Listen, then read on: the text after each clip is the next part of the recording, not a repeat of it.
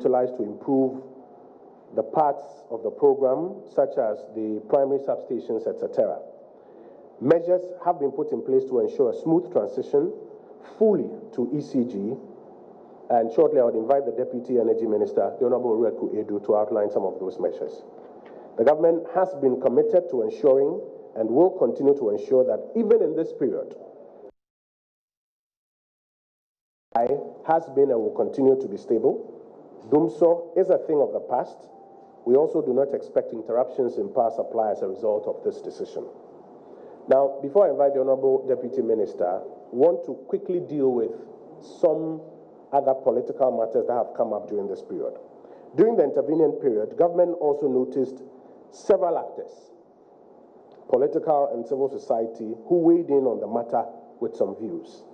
And we note sections of the Ghanaian community that have proffered well-meant suggestions. Our view is that when your nation is at the crossroads, you back it, you wish it well, and you support it. We also note in particular the opposition NDC that has only sought to make political capital out of this with the hopes that it will inure to their parochial benefit. They have consistently made efforts to pitch Ghana against foreign investors, and this is not the first time. In the FT transaction, they sought to report the sovereign state to the U.S. government with hopes that the U.S. government will investigate and maybe sanction the Ghanaian authorities. They failed. In the Sino-Hydro transaction, they sought to get the IMF to scuttle the transaction. They failed. In this particular transaction, you will recall that they were quick to seek to get the U.S. government to take over the inquiry and literally push Ghana on where to go. Initially, they claimed that this was because conditions precedent had been changed to conditions subsequent, and that is why due diligence wasn't properly done. This has been proven over time to be mere propaganda and a palpable untruth, and it will not wash. The NDC distortions that the Akufo-Addo government conspired to bend the rules for PDS have also clearly been exposed by the record of events. For the avoidance of doubt, government reiterates that neither the government nor the president has had any interest in PDS. PDS is a consortium that was created by the company known as Meralco, which was the successful bidder in the selection process. Government or its assigns did not form PDS. Meralco was selected through an international competitive process supervised by agencies including the MCC, which process was initiated in 2016. And we are of the view that this attempt to distort facts will not wash. While the NDC seeks to always tag this transaction as corrupt, they have never been able to adduce one piece of cogent evidence to back this claim. The evidence rather is that the Akufo-Addo administration is the one which, through due diligence, discovered the suspected breach and has proceeded to act to preserve national assets. And again, any propaganda to the contrary will not wash. We thank Ghanaians for the confidence reposed in the key government actors who are handling this transaction. They will continue to act with conviction in the best interest of Ghanaians towards securing PSP in ECG or in the ECG turnaround and its attendant benefits. I want to invite the Deputy Minister for Energy to outline the intermediary steps as ECG is expected to fully take back control. Thank you, Minister. I think that deserves a clap, don't you think? Good morning once again, ladies and gentlemen of the press. This morning, as the Minister alluded to, ECG is writing to the Energy Commission, informing it of the termination of the agreement between itself, ECG, and PDS, as the concession. And this will trigger the EC, because if there is no concession agreement, there cannot be license for the PDS to operate.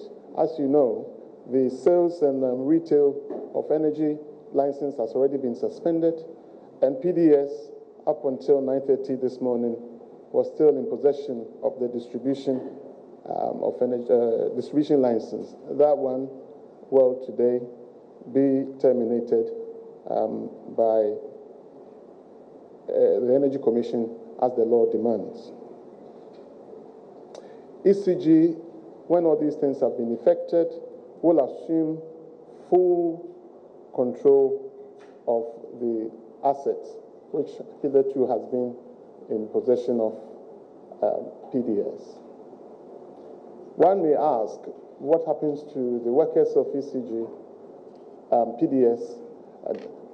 The assertion is that once there was no transfer, if the demand guarantee was not in place as of 1st of March, then it necessarily means that there was no transfer of workers. So the workers still remain the workers of ECG, and then ECG will be meeting the unions and the general workers' body today to explain to them exactly what has happened. I think that is what I can say as far as the transfer and the like that's going to happen this morning. Mr. Minister.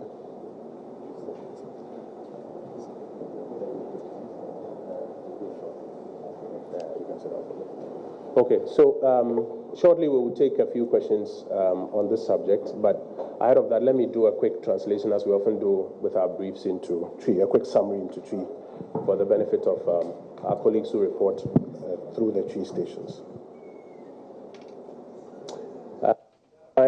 Any America buying SC Ejinaye Ewo and Simbia Nakamu Compact 2 agreement no Senia Monyan Entiano Ghana SC Ejinaye say PDS concession agreement no Sampe Bensua Yedui Yekem.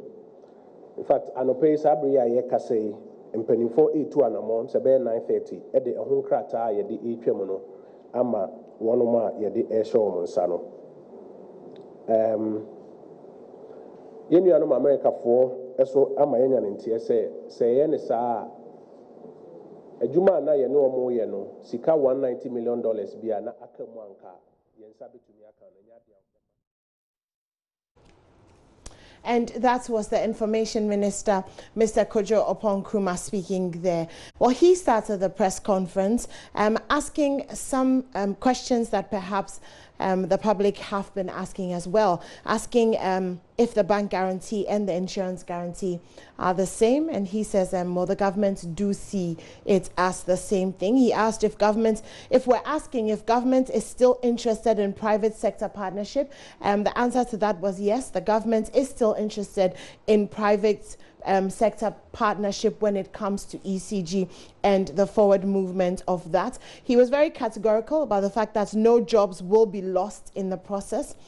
He also said that this decision, although it's been a difficult one, has been necessary to protect and preserve the assets of the ECG. He talks about the fact that we still do have the $308 million, and that will be used as planned for primary substations and other things, which he had said, which have already been released. He has said that the government is committed to ensuring that Dumsor remains a thing of the past and will not come back up. Then he went on to talk about the opposition and some other stakeholders, but focusing really on the opposition NDC, and mentioned that they have sought to make political capital out of this and pitch Ghana against foreign investors. He talked about the facts and all that went on with the condition subsequent and the condition precedent being mere propaganda.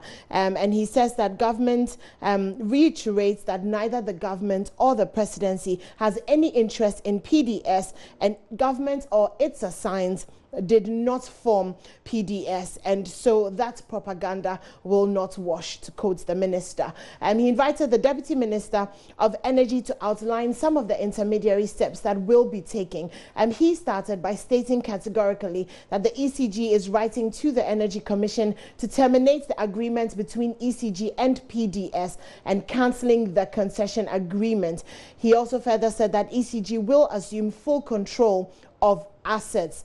He went on to reassure that workers will still remain workers of ECG because the transfer was not finalized, and so the workers were not workers of PDS, but they remained workers of ECG, confirming what Mr. Kojo Oppong-Nkrumah said about the fact that no jobs will be lost in the process. But of course, this morning, last night, we became aware of this statement by the U.S. Embassy, And the statement from the Embassy of the United States of America regarding the termination of the private sector commission by the government of Ghana under the Millennium Challenge Corporation Power Investments Accra, Ghana. And this is what it says. On October 19th, 2019, the government of Ghana informed the Millennium Challenge Corporation in Washington, D.C. of its decision to terminate the concession agreement between Electricity Company of Ghana and private operator Power Distribution Services Ghana Limited.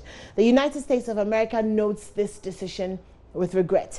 Based upon the conclusions of the independent forensic investigation, the U.S. position is that the transfer of operations, maintenance, and management of the Southern Distribution Network to the private concessionaire on March 1st, 2019 was valid, and therefore the termination is unwarranted. As such, the MCC has confirmed that the $190 million funds granted to Ghana at the March 1st transfer to the 20-year concession from ECG to PDS is no longer available. The United States underscores the importance of contract sanctity as essential to a conducive investment climate and a precondition for inclusive economic growth.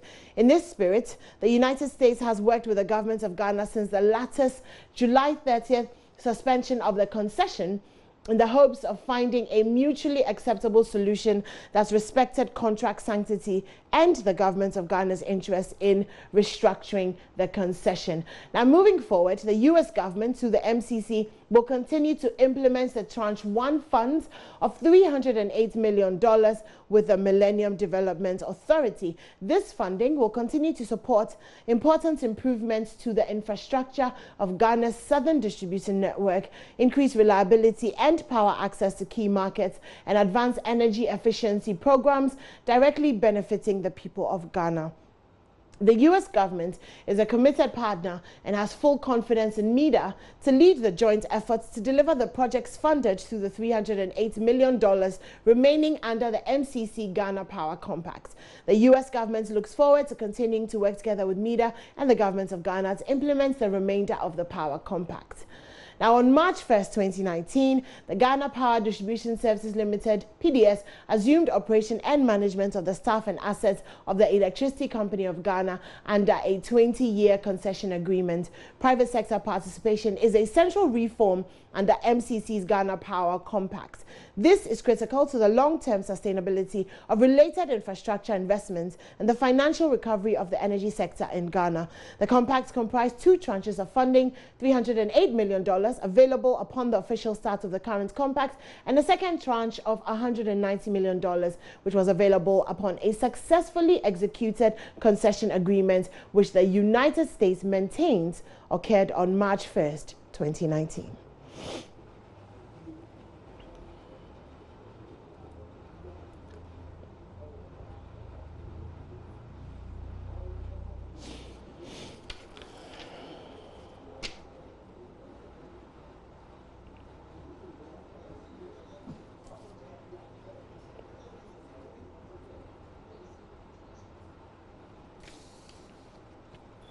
We'll take a short break, and when we come back, we'll go right back to the Ministry of Information to that press conference.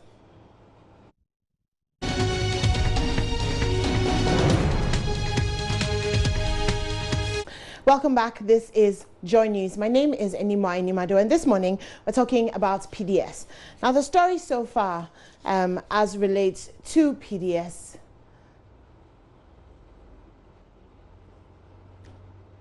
The government of Ghana in 2014 commenced efforts to access a second Millennium Challenge Compact called the Ghana Power Compact.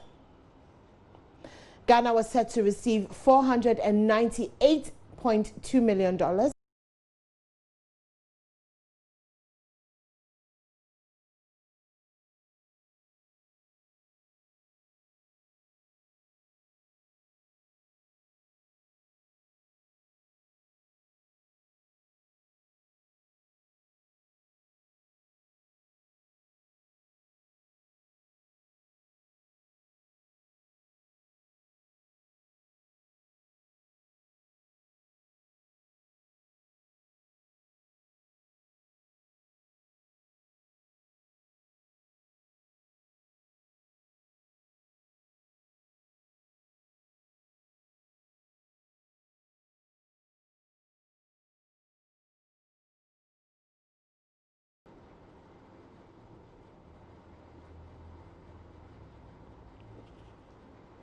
In September 2016, MEDA announced that it had shortlisted 6 out of the over 60 companies that had expressed interest. The 6 companies are Manila Electric Company from the Philippines, CH Group, EDF, SAR, LMI Holdings, Viola SA with Ghanaian address NG Energy Services, SA from France, BXC Company Ghana Limited, Shaosheng Technology Stock Company Limited, registered and operating in Ghana, NL SPA from Italy, and Tata Power Company Limited from India. The government in January 2017 announced that it had negotiated an amendment of the shareholding structure to ensure that Ghanaians hold the majority, which is 51% stake in the company. MEDA, which was responsible for selecting a successful bid, settled on the Filipino company Manila Electric Company. On July 24, 2018, Parliament approved the concession agreement between the government and consortium led by the Manila Electric Company, which is Meralco. The shareholding structure of the successful consortium was constituted as follows. Manila Electric, Meralco of the Philippines, took 30%. A Energia SA in Angola took 19%. Santa Baron Ventures Ghana 13%. TG Energy Solution Ghana 18%, GTS Engineering Ghana Limited 10%, and TBK Ghana Limited 10%. These companies formed a consortium known as Power Distribution Service. One of the conditions precedents for concession to take off was converted into a condition subsequent. This was the demand guarantee. The purpose of a demand guarantee is to ensure that whenever the concessionaire fails to honor its financial obligations, ECG can draw from the funds lodged with an insurer by the private company. Government in July announced suspension of the deal, saying the demand guarantee submitted was fraudulent. An investigative team led by Interior Minister Ambrose Derry was dispatched to Qatar. Government on October 18th wrote to the Millennium Challenge Compact, informing it of plans to terminate the compact and find new private sector partners using restrictive tendering. So, what comes next?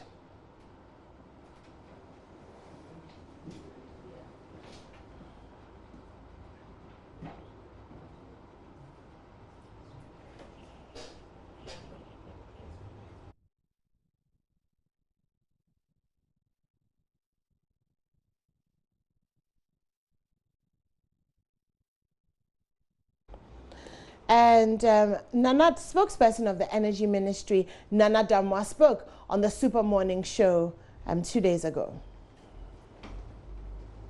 Understand that this decision to terminate this this agreement does not sit very well with all the stakeholders involved, and we may be penalized as a country. Does not? It doesn't sit well with everybody. Who? If you study the documents carefully, you may realize that the MCC may not be too pleased with the decisions that we have made to So the NCC disagrees with this decision? Well, so far as we know, they are not very pleased with the decision. With the decision to terminate this decision, this point. And all I'm seeking to say is that we may be penalized in 2 formats. And for example, the MCC could decide to deobligate the remaining $190 million out of the $498 million.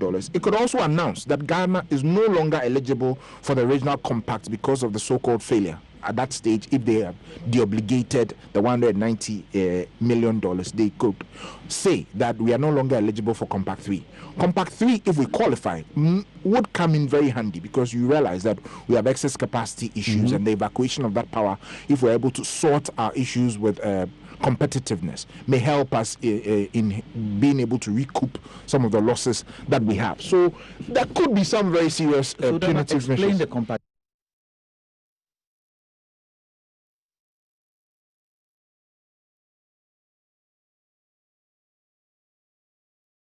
And that was Nana Damwa speaking about what Ghana stands to lose with the termination of the PDS contracts. He spoke on the Super Morning Show a few days ago. But now we're going back to the Ministry of Information, where some questions are being posed to the minister by members of the press. A new concessionaire. So perhaps I'll start from the restrictive tender argument. You would notice that, and I think first I need to set the context right, because I've seen some reports that suggest that after Mr. Kenoforiate's letter, that is when the other letter from the MCC, that is not correct. The other letter from the MCC that you see floating about was actually the first letter giving timelines a response.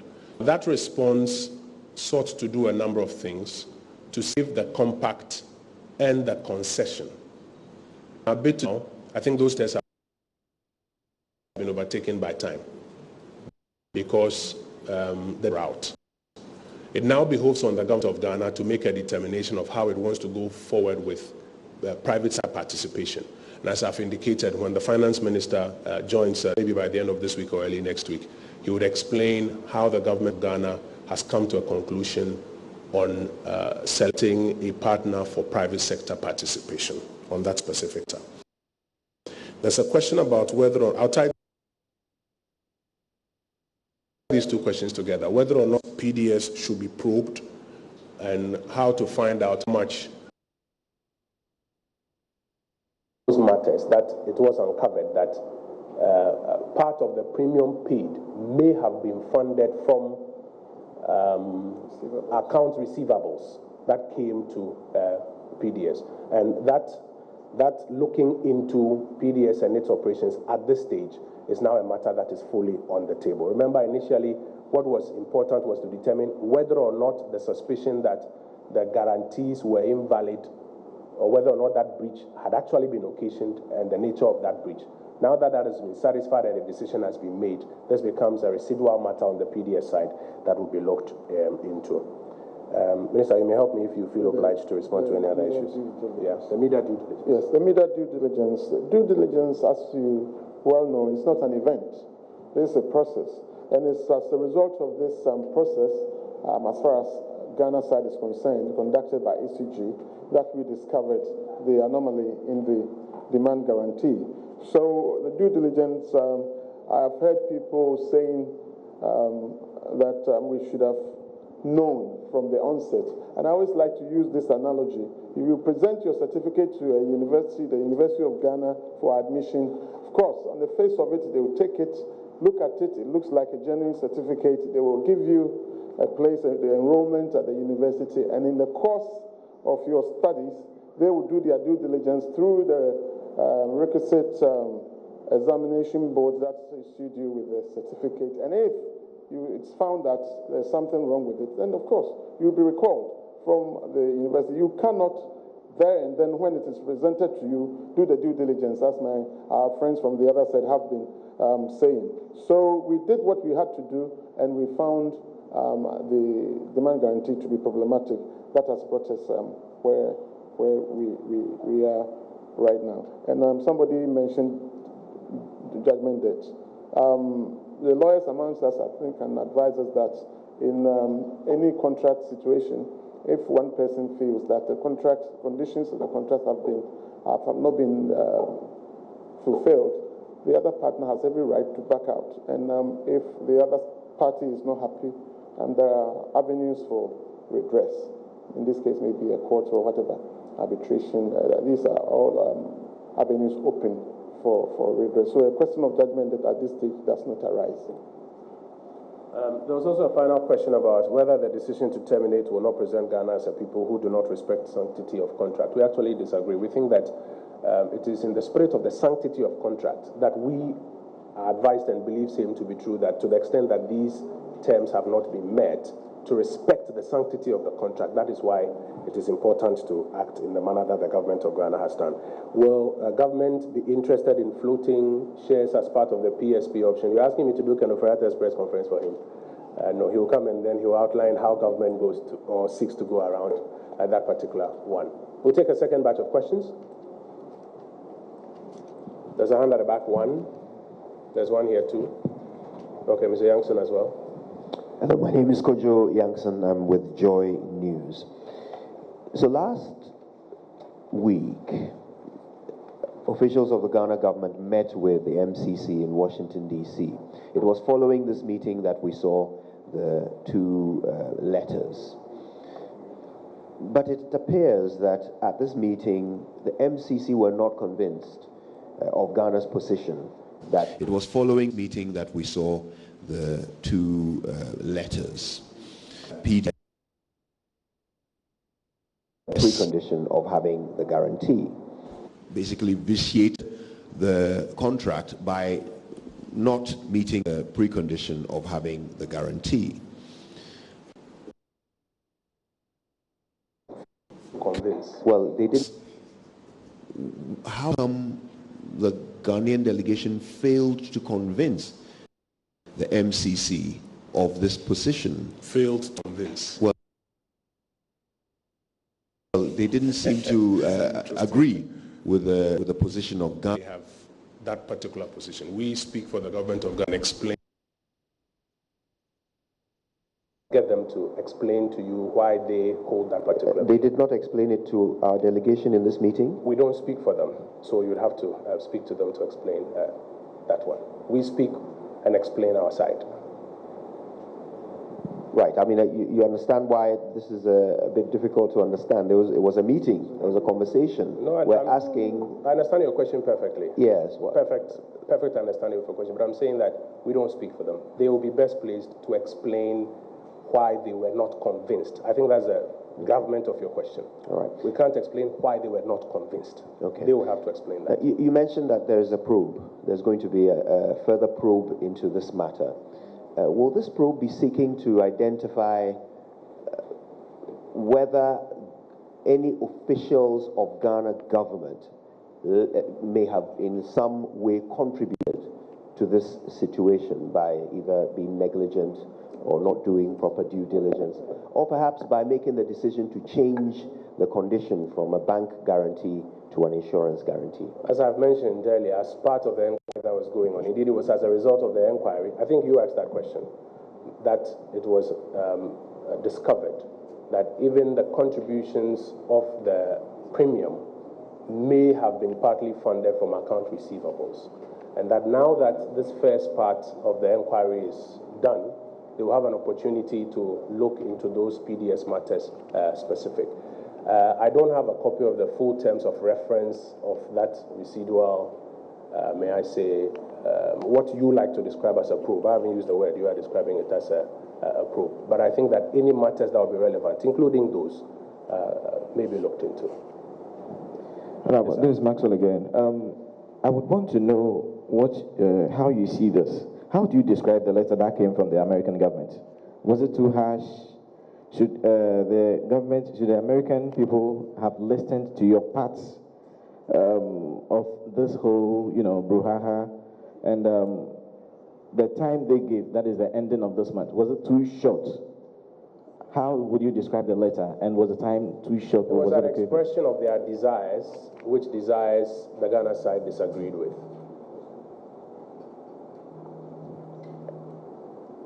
Yeah.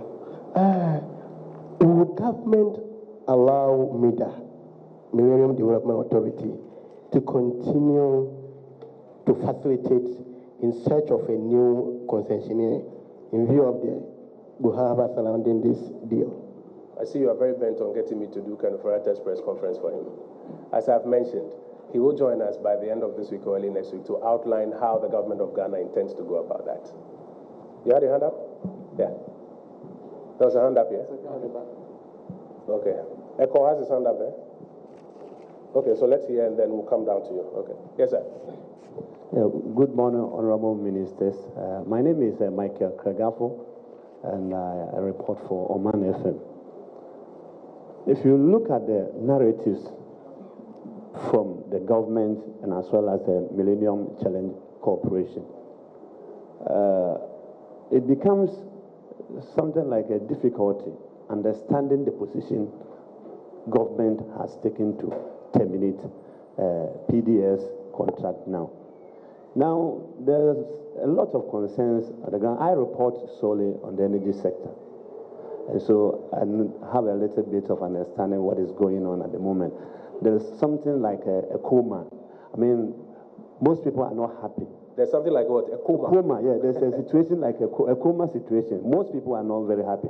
And now the allegation is that government has stood its ground as far as terminating the contract just to make way for something that Ghanaians have not been told. How do you answer Which is that something? How do you react to this concern? I've been quite clear on what the government position is.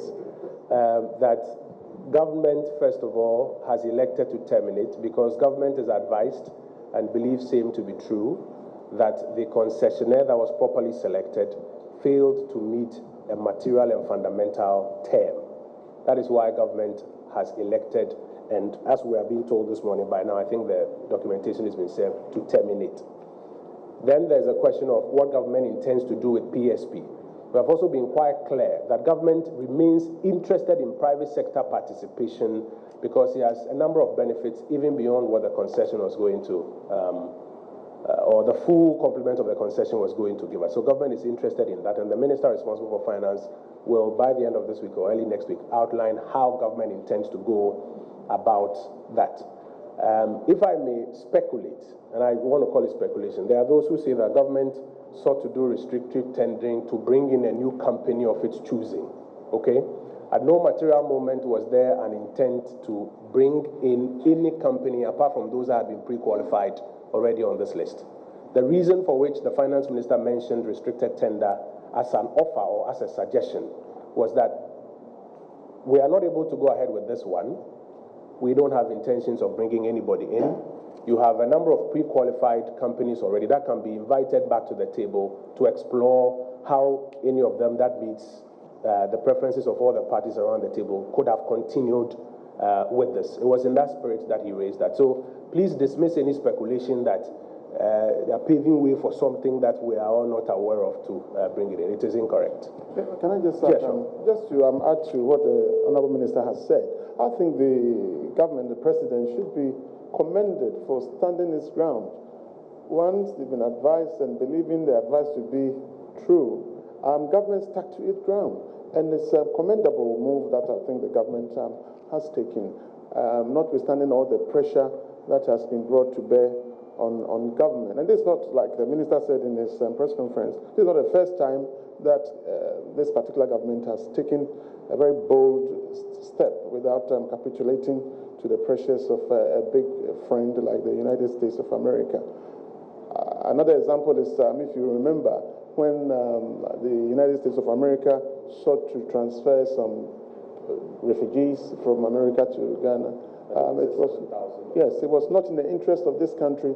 The government stood its ground, the president stood his ground. We paid the price by not getting, U.S. not giving visas to some government officials as punishment, but we stood his ground. And I think it's about time that government should do what is right. And the minister said earlier, the president swore to do good for this good people of this country. And that's exactly what he's doing. So it's commendable that government stood its ground, notwithstanding all the pressures.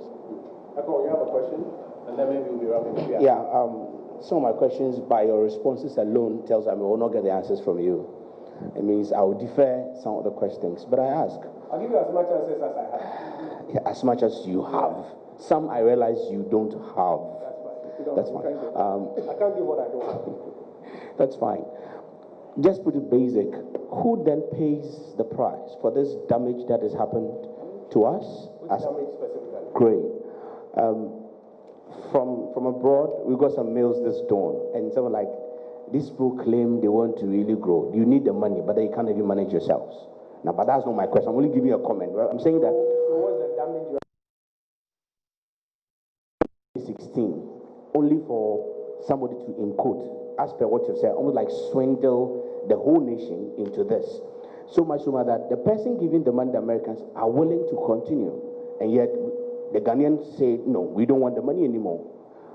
Who then bears carries the blame for that? Who is going to be held responsible for that crime of not necessarily giving us a very valid claim to insurance or whatever?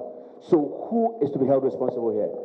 Over now, just trying to play a bit of blame game. You played a bit of politics, I understand you. But when push comes to shove, who then bears the brunt for this debacle? Thank you. Yeah, let me take this one. So who bears the brunt for this crime? Okay, thank you. My first question has to do with what Ose Echo asked. I just want to clarify. We know MIDA was brought in to help the government to get an efficient partner, for that matter. Now, this development tells us that, or shows us that there has been a failure.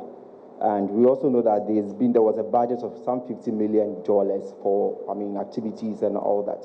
What is going to happen to persons who contributed partly or wholly to this development? Secondly, you mentioned that... Hold on. Who contributed to which development? Discovering the... No, in terms of the fact that the right documentations were not provided, leading us to this situation. As in those who didn't provide the right documentation? No. People were supposed to scrutinize whatever documentation was presented. But that's what they have done, and they have found out there's something wrong. And I'm asking, so persons who were sitting on the boards, who were involved in the meetings, definitely didn't do something right.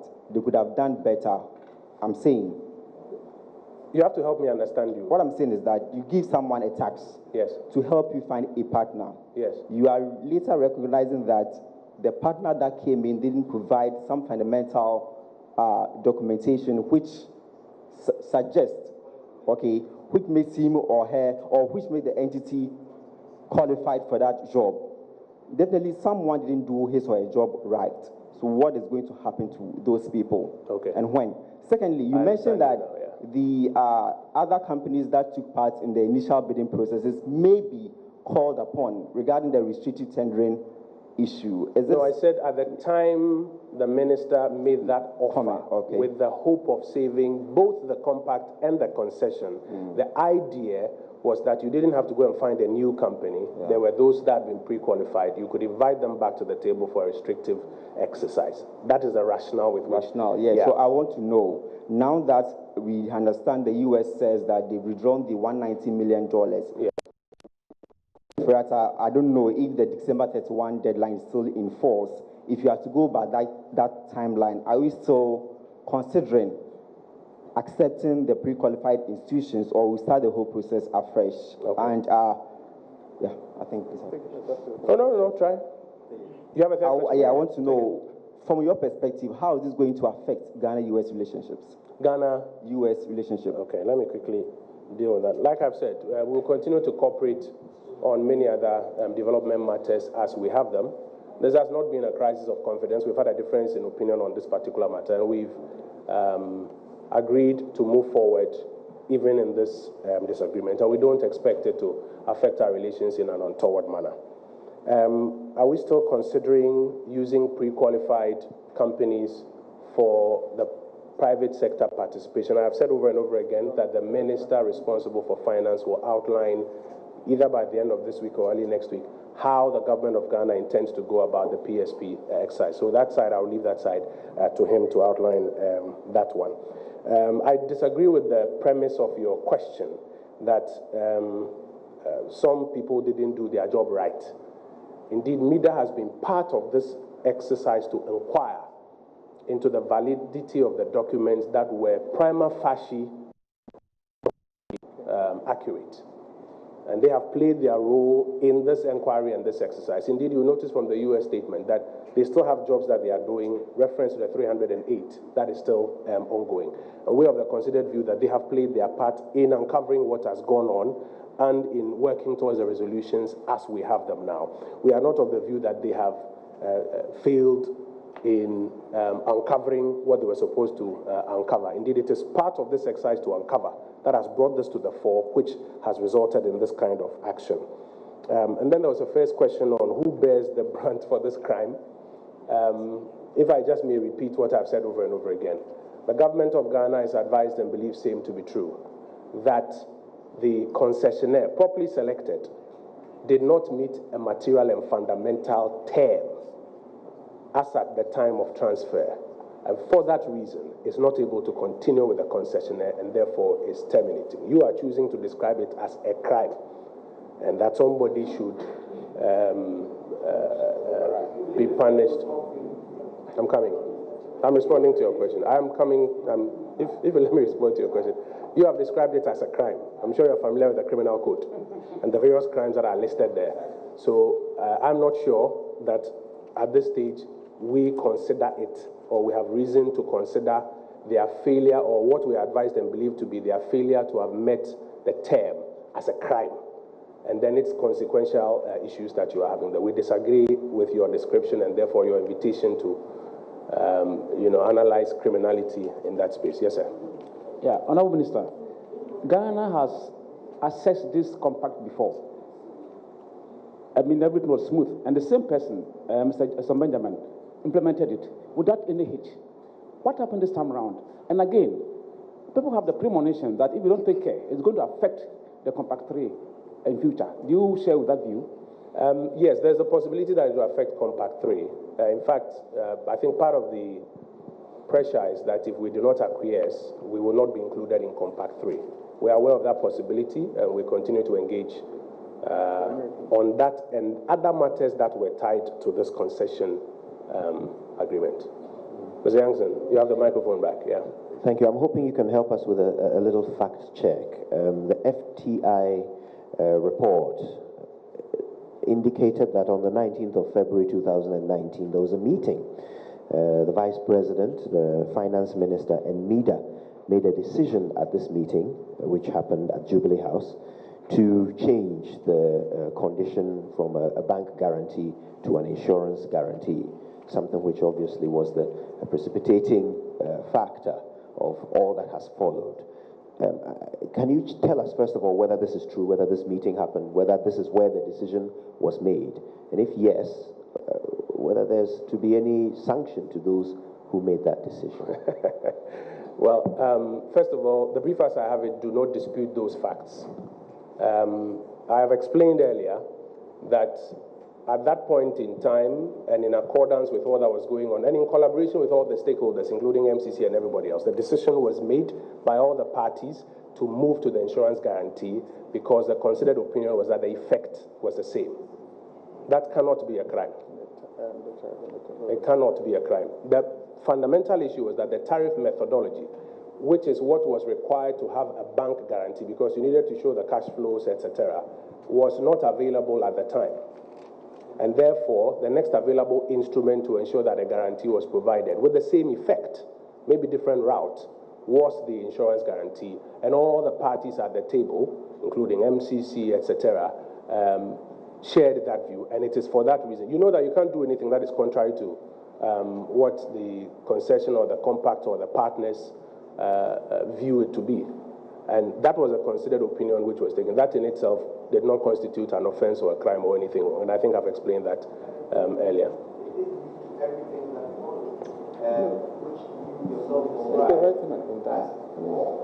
But no, please, I've never used the word fraud. I have never used the word fraud. You can go back and play my tape. I can read you my script. I have never used the word fraud. I have said over and over again that a fraud has been perpetrated. There is a belief that a fraud has been perpetrated. As a result, you are suspending the contract with PDS. Mr. Youngson, you may go back and check your tapes. The Energy Minister also, Mr. Amewu, also used the same expression. You are talking about a different person, Mr. Youngson. I'm sure you do your fact-checking. Yes, what I'm saying is that members of government... You didn't say members of government. You said me, and I'm explaining to you. I'm explaining to you. If you let me, you've asked the question. Let me respond. I'm explaining to you that I've never used the word fraud. I, addressing this cohort of journalists over and over again, have been quite clear. The government of Ghana suspended because we were of the view that some material and fundamental breaches had occurred. It was important to investigate and find out the nature of that breach. That took place. Subsequent to that, this is the next major briefing we're having, and I'm explaining to you what has informed our decision and how far we have come. Now, you've asked a question about an FTI report that says that there was a meeting that decided to switch from a bank guarantee to an insurance guarantee. And I've answered you by saying that the brief as I have it are not contrary to those facts, and that change in itself does not constitute an offense, is not a crime, is not improper. And it was occasioned by the fact that at that point in time, the tariff methodology was not available, and therefore there was a substitution for an insurance guarantee which has the same effect, maybe different route. Minister, if you want to add something to it. There's absolutely nothing wrong using the insurance guarantee route. The stipulation was for the consortium to provide insurance guarantee from an A- insurance company, the rating, A-. If that had been done properly, there would have been nothing totally wrong. But the subsequent due diligence led us to believe that there were some anomalies in the acquisition of that guarantee. That is what I say. It's not necessarily because of the fact that it was changed, no. Now, because even in the case of a bank guarantee, if it was still a bank guarantee and whoever delivered the bank guarantee had challenges with it, it will not be because it was a bank guarantee. It will be because what was delivered had challenges with it. I'm sure you understand that. Yes, I understand that. Let's proceed. Yeah. Now, the issue of the position of government that a fraud had been perpetrated. You're using that word again. Yes, this was your boss, the energy minister, used that word. I do believe that word was used. He has since retracted that word. He has retracted using that word at that time. It was a purported allegation of fraud. He used that word in the heat of the moment. This was at the beginning. And that word, in fact, was used by Al-Qut in their letter to ECG. And that, unfortunately, the Honorable Minister to use that unfortunate word. And then he since retracted that word. So the position of Ghana government is that there has been no crime. The official statement from the Republic of Ghana as issued on the subject said that government was suspending because of what is suspected to be fundamental and material breaches, which was to be investigated. I'm sure you all recall that, which was to be investigated, which investigation has been completed, and we have given you an update on what has been covered and the next steps. I see you are very keen to hold on to the minister's word. Yes, sir.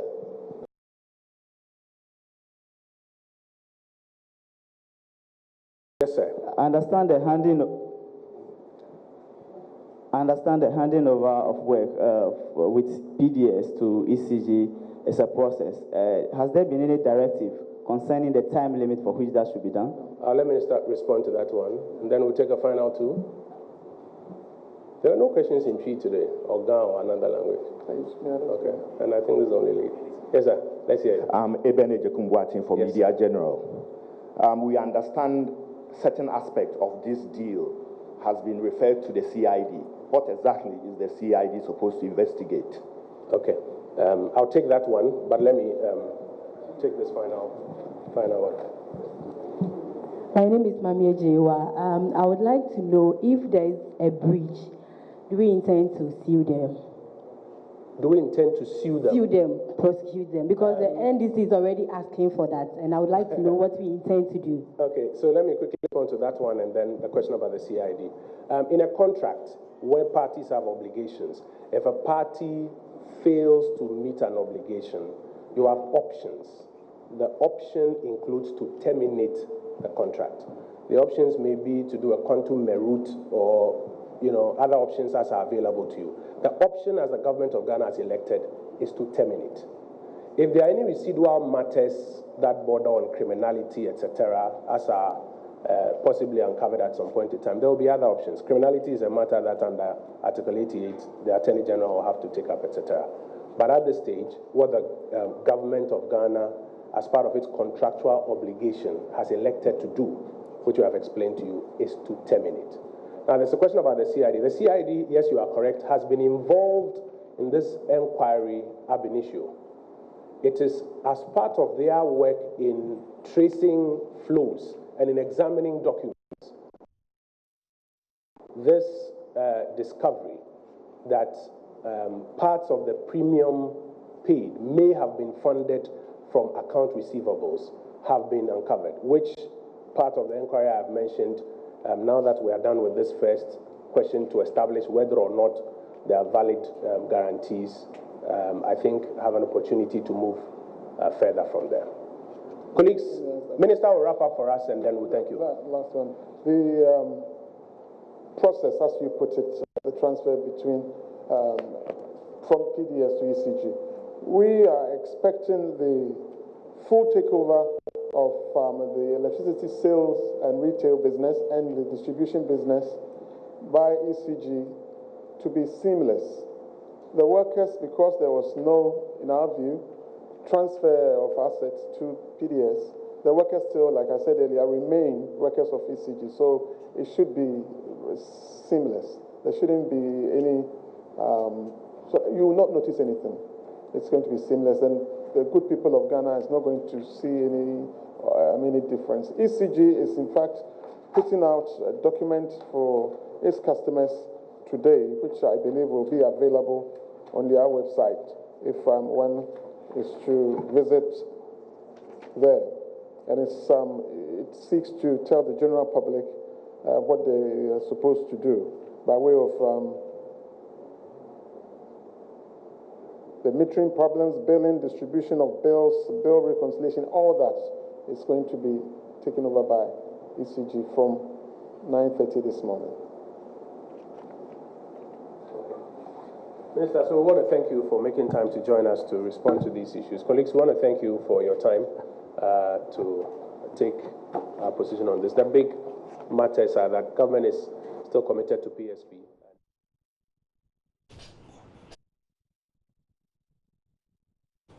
And if you're just joining us, we have been at the Ministry of Information where the ECG has terminated their contracts with or between themselves and PDS, and the Minister for Information was speaking, bringing up us up to speed there. But there's a statement that has been released by the ECG, and this is what it says. It says, termination of private sector participation transaction agreements between Electricity Company of Ghana Limited, ECG, and Power Distribution Services Ghana Limited, PDS. The Electricity Company of Ghana Limited has today, 23rd October 2019, terminated private sector participation transaction agreements with Power Distribution Services Ghana Limited, PDS. ECG has therefore assumed full operational and financial control of the electricity distribution business in the southern zone of Ghana with immediate effect. Consequently, all activities which were hitherto undertaken by PDS have reverted to ECG. All stakeholders and customers should therefore engage ECG in their normal business activities, which include but are not limited to the following: metering, billing, distribution of bills, bill reconciliation, revenue collection, new service connections, disconnections and reconnections, faulty meter replacements, network faults and repairs, network operations, maintenance, expansion and rehabilitation, complaints and fault reporting to the call centers, any other related service. In this regard, all payments in respect of power purchases and other related activities should take place at the ECG regional and district offices, ECG existing customer service centers, ECG licensed vending stations, ECG operated cash points, and ECG authorized banks. Accordingly, all checks issued in respect of power purchases and other related activities should be in the sole name of Electricity Company of Ghana Limited. All assets currently in the name of PDS revert to ECG with immediate effect and will be rebranded in accordance with the decision over the next few weeks. ECG will continue to provide quality electricity services to our cherished customers and stakeholders. All inquiries should be directed to the ECG call center number 0302-611-611 and existing social media handles. ECG, the name behind power distribution in Ghana.